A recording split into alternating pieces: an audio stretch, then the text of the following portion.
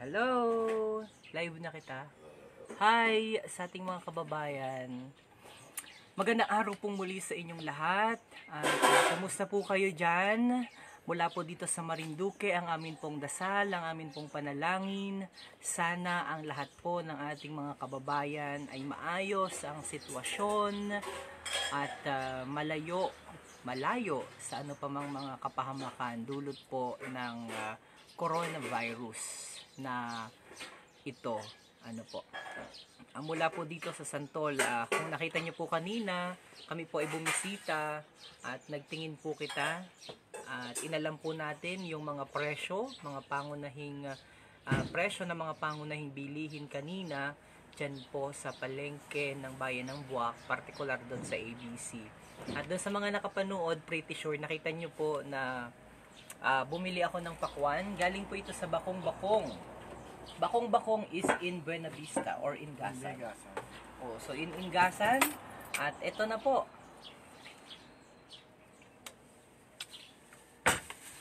Ang binili natin, siguro sabi ni Kuya kanina, ito daw ay nasa 5 to 6 kilos. At ang laki talaga ng gayat ni Tito, ang tamis pa po. Ito ay 150 ang isang buo. Laki kanina. And then binuksan na natin syempre ngayon para ating tikman at ating aalamin kung talagang masarap siya. And sobrang sarap po niya talagang tunay. So si Tito Nelson yung kasama natin kanina, kapamilya, at si Dave yung nag-picture sa atin ngayon. Naarinig kita sa dampa ng Dream Favor. Hindi nyo na nakita yung kakatapos lang namin mag-umagahan. Ang ulam namin ay tinapa at saka itlog at saka sinangag. Parang yan ang layo ko. So ngayon magbibigay lang po ako ng update sa inyo. I-comment daw po nga ninyo, lalong-lalo na yung mga kababayan natin na nandini po sa Marinduque, na nandini po sa atin sa Marinduque. Ano po yung nagiging challenge ninyo ngayon na nasa ilalim po kita ng enhanced community quarantine, at the same time ang ating pong bansa ay nasa ilalim ng state of health emergency at state of calamity. Baka may mga gusto po kayong ipaabot na katanungan sa atin pong gobernador, sa atin pong ilang mga opisyales na namumuno po dito sa ating lalawigan, at kapag kita po ay nabigyan ng pagkakataon, ay apaabot po natin sa kanila ang inyong mga katanungan. Ngayon marami pong nagatanong. Ang ilan po sa mga nakita nating concern o question na ating mga kababayan ay may mga gusto daw po silang ipadala na mga gamit kagaya ng gamot mula dyan sa Maynila, paparito po sa Marinduque. Ang ina-advise po natin sa kanila ay makipag-coordinate po kayo o magpadala lamang po kayo sa mga courier services o yung mga freight and logistics services kagaya po ng LBC at mga kahalintulad na mga padalahan. Sapagkat yan namang pong mga yan ay dire-diretso ang kanila pong biyahe at ang kanila pong serbisyo publiko. Wala po dapat makakasagabal sa kanilang pagbiyahe mula po dito sa Maynila, mula po dyan sa Maynila,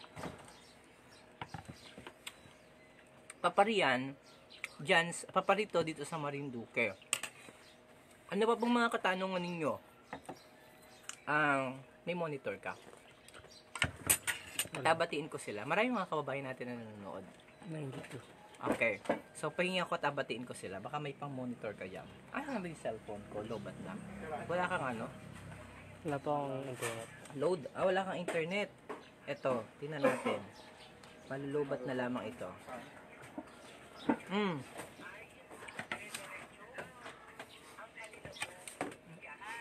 Sige. Batiin natin lahat ng ating mga kababayan. Uy, mag-aapak. Ha? Okay.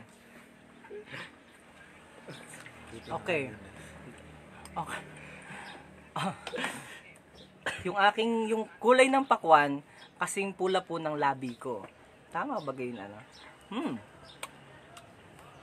Abatin ko po kayo. Pwede po ba kaming umuwi dyan sa Marinduque? Ito, may tanong na ha. Sabi ni Elisor Sayer, pwede po ba kaming makauwi dyan sa Marinduque? Mula dito sa Lucena. Kasi nagda-dialysis kami dito sa Lucena. Okay. Ang kasagutan po natin dyan, wag na po muna kayong umuwi dito. Okay? Bagamat meron pong tinatawag na humanitarian consideration. Kung kayo po ay natapos na mag-dialysis at gusto nyo pong umuwi dito sa probinsya, pretty sure kayo po ay apayagan sapagkat meron pong health reason. Ngayon, ang payo ko naman po sa inyo, medyo challenging po ang pagbiyahe. Dahil wala rin naman pong mga barko ngayon ang nagabiyahe at nagasakay ng mga pasahero.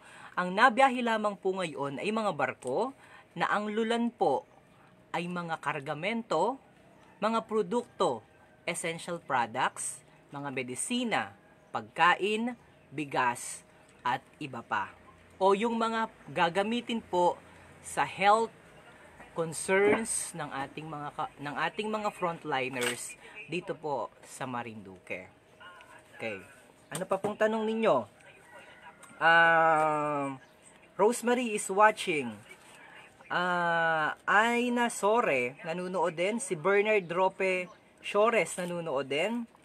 Randy Luisaga, palagi yung nakasubaybay sa Marinduque News. Pahingi po ng pakwan. Ito para sa iyo. Kaya lang ay akalutan ko muna. Pagkakalot ko, saka ko abigay sa iyo. Okay?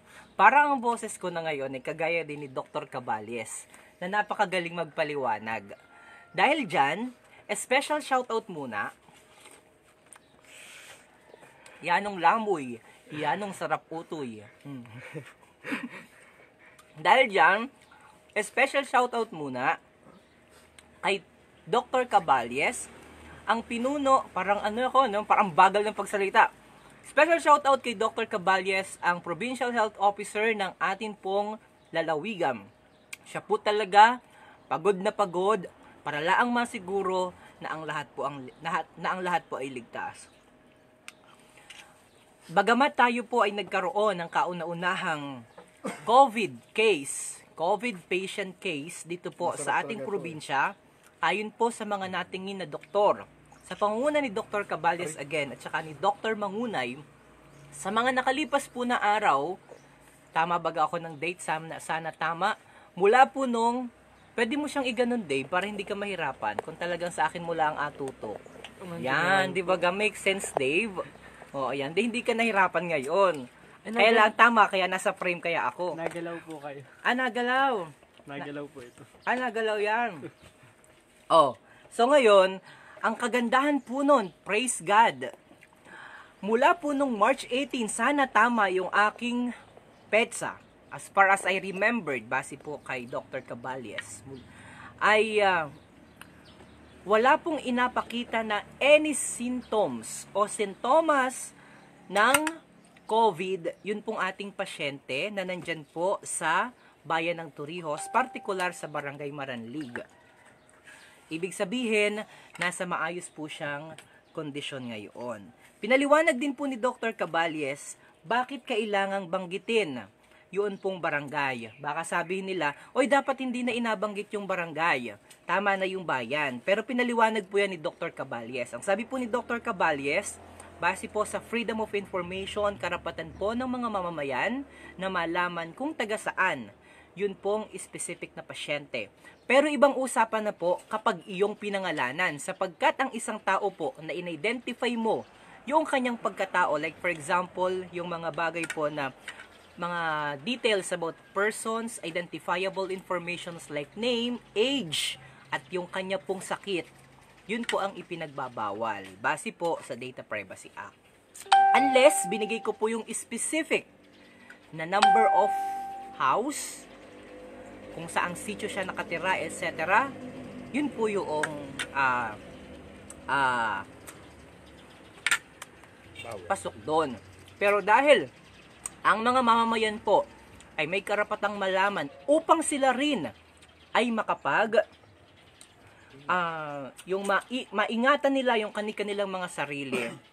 Binanggit po yun ni Dr. Cabalya sa isa sa mga report at sa isa sa mga pag-uulat na ginawa niya kasama po sina Tito Peter Magturo, ang GMA News Stringer dito sa Marinduque, at si Walter Hidalgo ng Radyo Natin Buwak.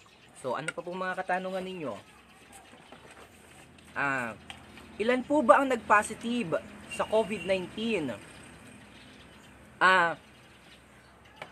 Ang nagpositibo po dito sa atin ay isa, 24 years old, mula po sa bayan ng Torrijos, na nanggaling po dyan sa Parañaque.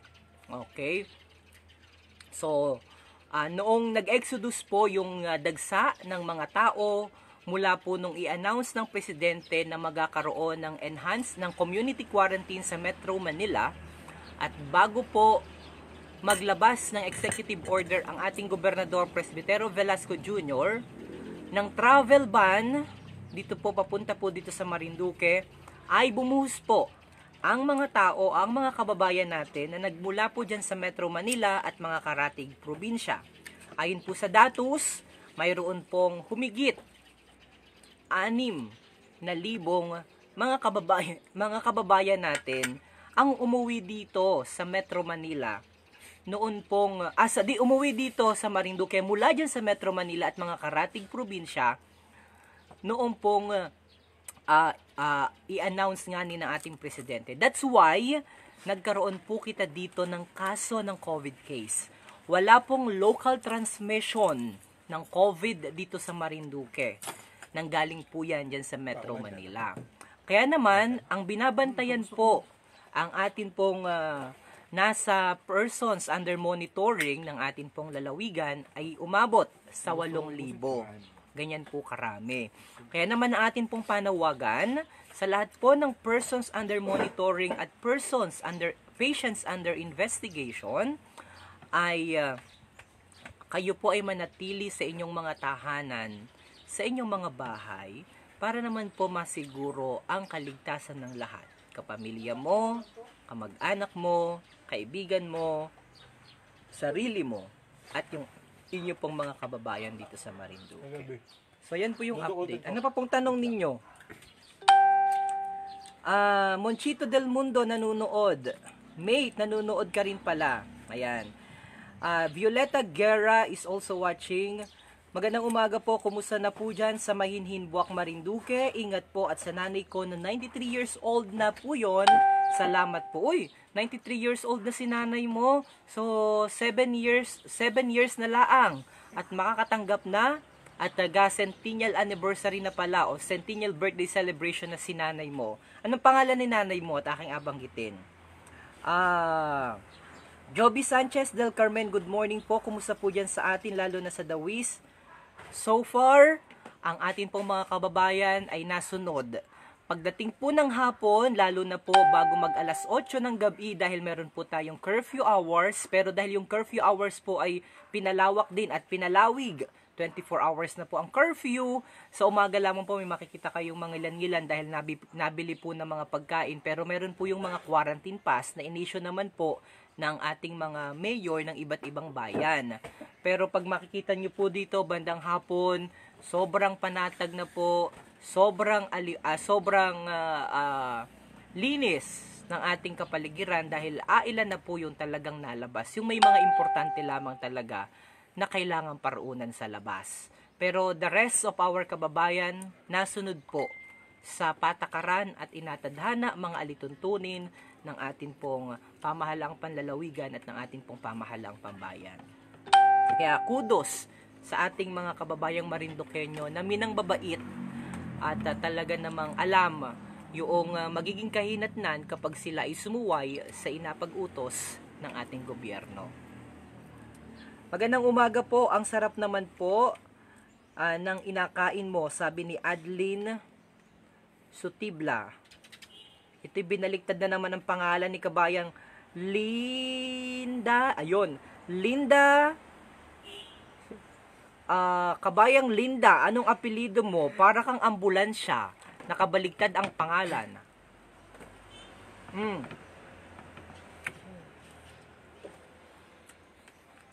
Pa-shoutout naman ay Joyce Ilan sa mga kamag-anak ko sa Barangay Malbog, Buwak. Nanonood mula sa Doha, Qatar. Keep safe everyone. So, naubos ko na po yung isa. Panibago naman. Yanong lamoy talaga ining. May magaling ba yung nag-TikTok ngayon? Taga Santa Cruz, si Bulima. Nasa Japan. Hoy, Bulima. Kakatuwa naman ang pangalan mo. Parang alam nung mga... Wag lang nga ulit-ulitin yung simula ng pangalan, ha? Kasi dahil baka maging iba yan. Bulima. Yan, Bulima ang pangalan. Magaling mag-TikTok. Yan ding alam, ano. Duro din ang balis niyang si kabayang Bulima. Ay uwi din pagkatapos ng COVID. At kita'y mag-TikTok. Yan ang hindi ko pa nagagawa, mag-TikTok, ano. Teka muna. Good morning, nanonood mula sa Malolos. Na-contact trace na po baga yung mga nakasalamuhan ng COVID-19 na pasyente? Ano po ba ang patient number niya? Ingat po kayo, lalong-lalo na sa mga taga Sibuyao. Okay. Ang pangalan po nun ay patient 1. Dahil siya po yung may kaso. Okay, isa lang naman po siya. Kaya siya po ay COVID patient. COVID, tama baga ako? Sana'y tama. Pag mali po yung... Dr. Caballas, tawagan mo ako pag mali po yung inasabi ko. Basta, ang alam ko po doon, si COVID patient number 1. Dahil isa lang naman po siya. Okay?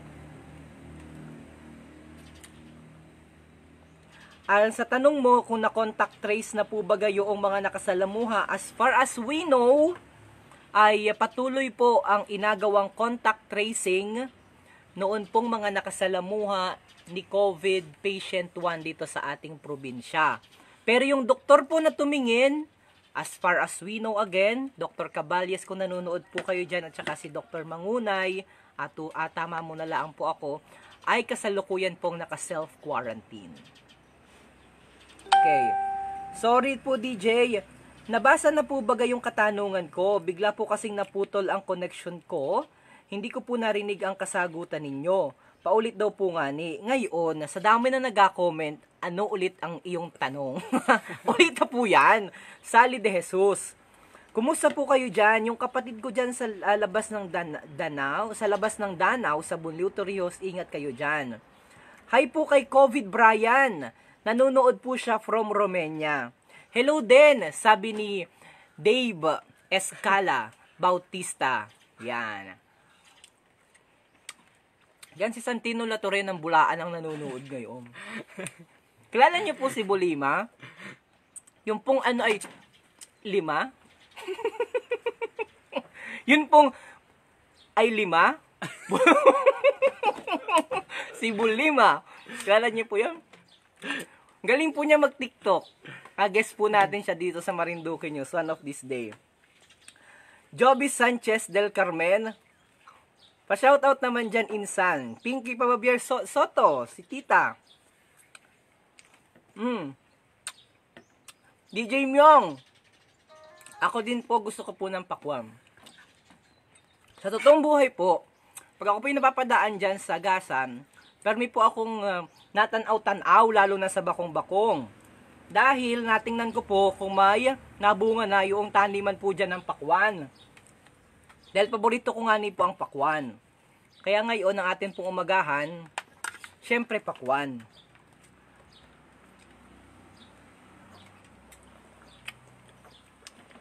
Sige, ano pa po ang iyong mga tanong? May mga tanong pa po kayo? At atin pong asagutin yan at mga pabati. Ayan, pa-shoutout daw. Sa Recto family at Mendoza family, dyan sa Ipil sa Santa Cruz, Villaruel family at Recamara family ng Hupi. Yan ang sarap naman ng inakain mo, kabayan. Inabati ko nga ni po ang mga taga-Argao. Sana po ay nasa maayos kayong kalagayan at ligtas sa ano pa mang mga kapahamakan. Masulat ka pong permi, ikaw din ay mag-ingat kabayang Myong, sabi ni Renato Mangkoy. Humaba ang pagbati, dinagdagan. Gawin po talaga ako magbasa. Pahinga daw po nga ni ng pakwan. O basta po kayo ay pumarini pagtapos ng COVID at kita po ay mag-party-party at pasalamat pati malaang. Ano po? Dahil sana po kita ay dahil by the way, teka nga ni po may mga ilan po sa ating mga kababayan yan na naman ang paghinanakit. Dahil hindi daw kami makapagbalita sa ibang bayan kagaya po sa Torrijos. Ay syempre naman po medyo inaingatan din po natin ang ating sarili at saka naka-lockdown na po sa kanila. So medyo challenging po yung pagpunta po doon at saka ang dami pong mga checkpoint dito sa ating probinsya. Sa bawat barangay ho, pagdaan nyo po may mga checkpoint. Kaya kami po inyong apatawarin. Pag may mga news naman po kita na mga na mga sa online, basta ma-confirm po natin, ay inatawagan naman po natin yung mga specific individual from that particular town. Dave, nawala yung monitor ko. Pero ako ng cellphone mo. Wala kang load. May load to. Wala kang internet. Kaya po. Talagyan ko. Dito ka mag-connect. Kasya ba dito? Dahil hindi ko nakikita ang inyong mga pabati. Sir. Ha? 8%. Ah, lobat na. Oh, dahil dyan, lobat na po pala. Eto, may tanong dito si Sally De Jesus. May package po nga ni ako. Pinadala ko po nung February 8. Alam ko pong madating yon ng March 28 at 29.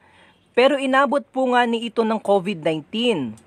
Makarating po kaya yun dyan from Riyadh, Saudi Arabia. Ngayon, ang tanong ko kabayang Sally De Jesus, kung yun po ay may paa, yun po yung makakarating din eh. Joke lang po. Ako po yung nagpatawalaan at medyo seryoso ang ating nangyayari sa ating kapaligiran. Kabayang Sally De Jesus, ganari po ay kontakin nyo po yung inyo pong pinagpadalhan. Saan nyo po pinadalang logistic and freight services or courier service.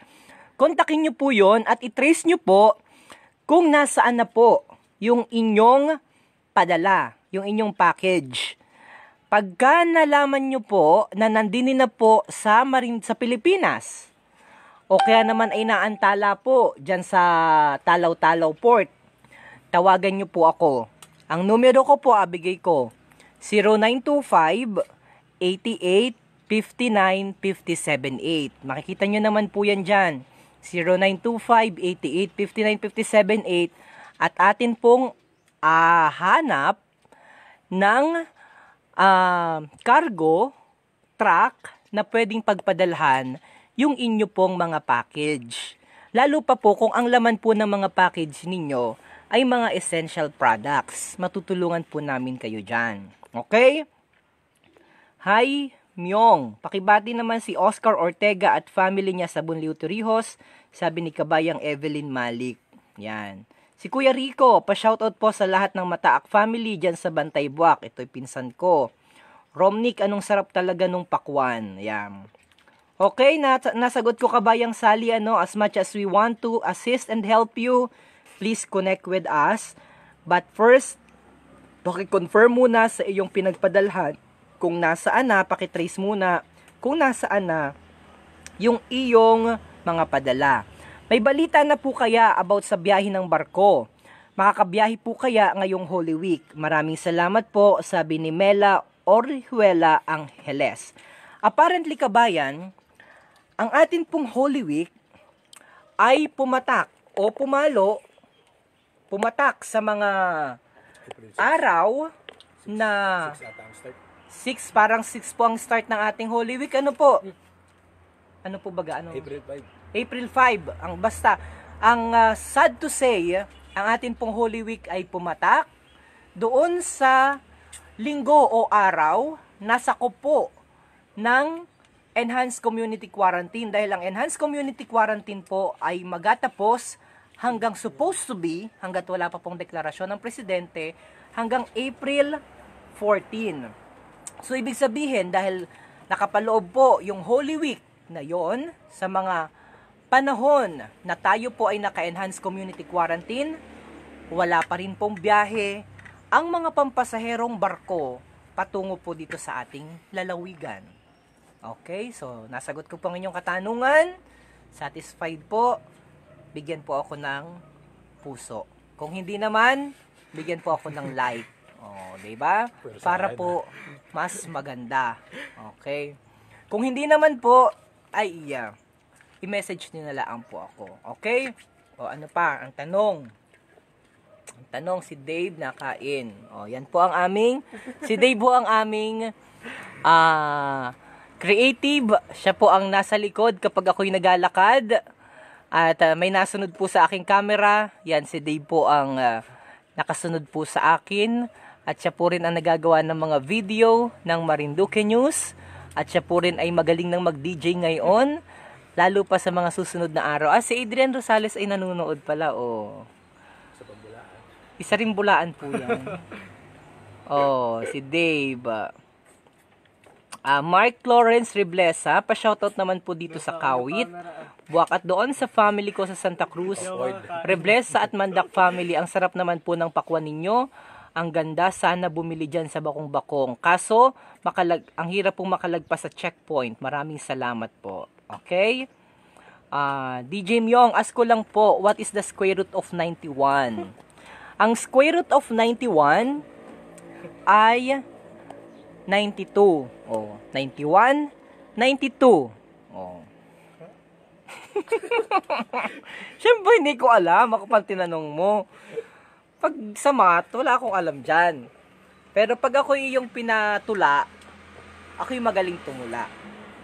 Ako'y tutula, tulang mahaba. Yon. Ayun na. Ulit. Ako'y tutula, tulang mahaba.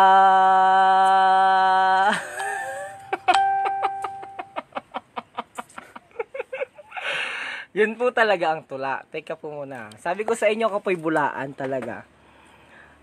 Rowena Sotas Sato. Hi po, magandang umaga kabayan. Have a blessed day po. Ingat palagi at pa-shoutout po sa family ko sa Pinggangasan Sota family. I miss you all. Sana po ay makauwi ako sa April 28.